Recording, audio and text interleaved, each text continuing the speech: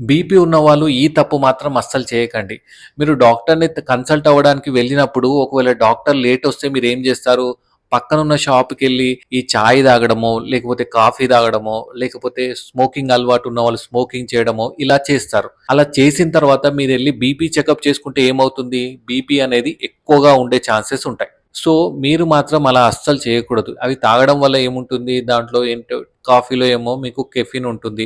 అదే కాకుండా ఈ స్మోకింగ్‌లో ఏంటంటే నికోటిన్ ఉంటుంది. ఇవన్నీ ఏంటంటే హార్ట్ రేట్‌ని పెంచుతాయి. అదే కాకుండా రక్తనాళాల్ని కన్‌స్ట్రిక్ట్ చేయడం వల్ల దానివల్ల కూడా బీపీ అనేది పెరిగే ఛాన్సెస్ ఉంటాయి. సో, 30 మినిట్స్ ముందటి వరకు మాత్రం మీరు కాఫీ, టీ, స్మోకింగ్ ఇలాంటివి మాత్రం అస్సలు చేయకూడదు. అలా చేస్తే మాత్రం మీ బీపీ పెరిగి వచ్చే ఛాన్సెస్ ఉంటాయి. అండ్ మీ డోస్ కూడా పెంచే ఛాన్సెస్ ఉంటాయి.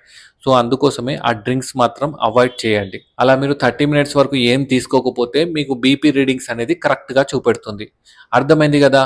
మీరు గూడా ఎప్పుడైనా ఇలా మిస్టేక్ చేసుంటే కింద కామెంట్ చేయండి. Thank you.